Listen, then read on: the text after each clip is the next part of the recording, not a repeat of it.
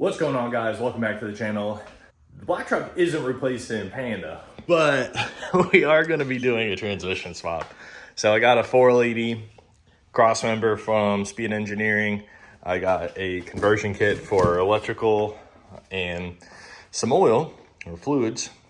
I'm going to put that in here. And the only thing that's a little different about these trucks, it's rare, which is, I mean, it doesn't mean it's sought after, but this has the 4060 in it.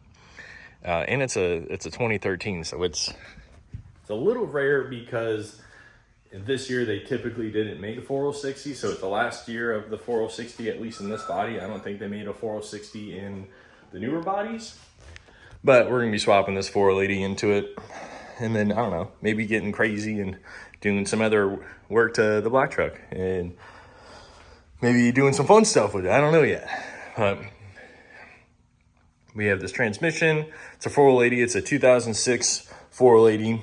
I think we're gonna have to cut this, if I remember correctly, we're gonna have to cut this ear off here and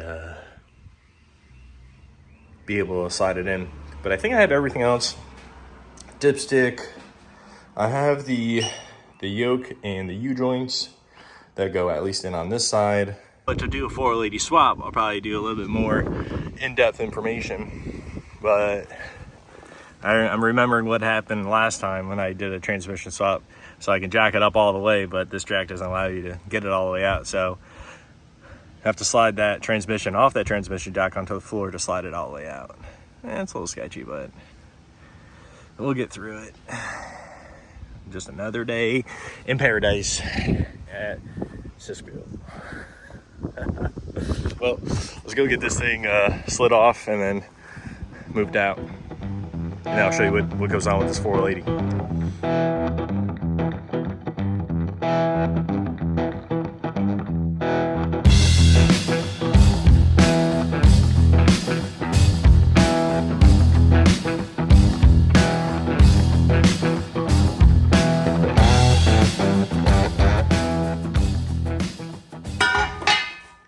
Well, I did find out what my issue was. So I put my flex plate on and I was looking at it. I'm like, wow, this is awfully close to the actual back of the block. And I couldn't figure out why. But you can see that there's a spacer that was supposed to be there. So that will solve our issue. So we'll get that on and then we'll start proceeding forward with this 480 swap. So bolting it up is going to be kind of the same. I believe I have to cut off that ear on the side. We can swap it in, which is bolting in is going to be the same, but doing everything else, things be a little different. We have to change the yoke on the back of the drive shaft, which we have the other yoke there with it, converters there. So it'd be a few different changes we have to do. This is currently our setup. We now have to redo what we did before and push the transmission onto the transmission jack. But before I forgot, I cut off the ear so it'll clear the headers. At least that's what it is on the white truck, but I don't know, but it's easier just to cut it now than do later. So we're gonna go slide this whole thing in, and just enough room to clear the top, and then hopefully push it on the other jack and go from there.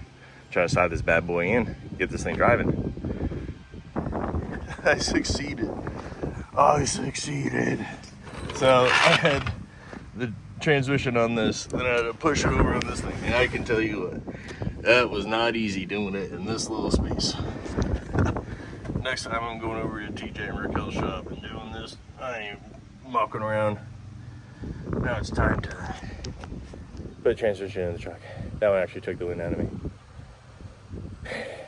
Thing's pretty heavy. It's fun. One-man band. One-man band. My friends over at Speed Engineering, or Suspension Engineering, sent me over this cross member. This allows you to swap to a 480. And they sell them for the NNBS trucks. These trucks. So let's go get this loaded in. So my friends also over at PCM of NC's power control module of North Carolina. They sent this over for specifically for the 2009 to 2013 4060, 4070 to 4080 swap. So this plugs into the, take this out, I believe you unplug this. It has the, okay, the new setup. So one of them is going to plug into the transmission, the other one's going to plug out, and this will plug into the neutral safety switch that goes on to the side of the transmission, because the other 4060 didn't. All it had was one of the plugs and then some speed sensors. When I tell you how easy this is going to be, so this is the factory plug. I'm going to take the PCM plug into there, and then from the opposite side of the PCM plug, PCM of NC that is, I'm going to basically jump between here to there and then put a ground down from that, and then our neutral safety switch. It's right there. They made everything so much easier, and then I just have to tune it.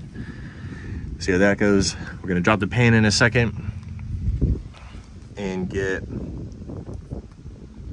whatever fluid is out of there, and then also put a new gasket and a new filter in, because this thing might be a little old, but we're gonna try to get this thing in tip-top shape. We just plugged in the neutral safety switch, the new plug that they gave me, and then jumped it. I do have to just ground this in a second, but for now we are going to tighten down this converter, take this pan off, swap all that stuff out, and these are all just loosely in here just so it sits. But we're coming along. 480 swap in the NNBS in the black truck. This is way different than what Panda was. It was more of a swap, and then you could segment swap this. There's no segment swapping that you can do for that, at least with the harness that I have. You have to go in, enable some parameters, do some calculations, and then this will work.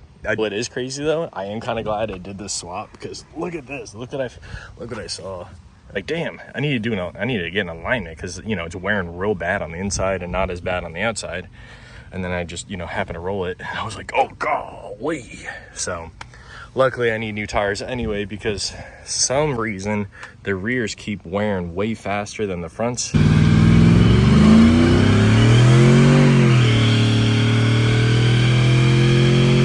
I can't tell you what reason. The 4060 that came out of the black truck was actually in pretty good condition on the outside. I mean, it's really pretty good. But some other little pieces that might be useful, at least for part number wise. This was a U-joint I used for my drive shaft in the black truck.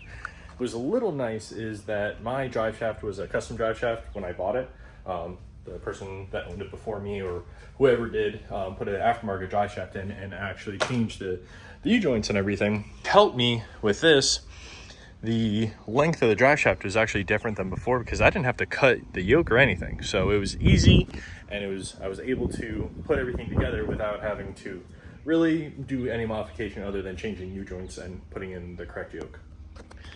So it was pretty easy. And the flex plate I added from before, which I also get a part number for y'all, but really wasn't too bad. So it's all tuned up and ready to go, and appreciate you guys watching, and like and subscribe, and I'll catch you guys next time. See you guys later.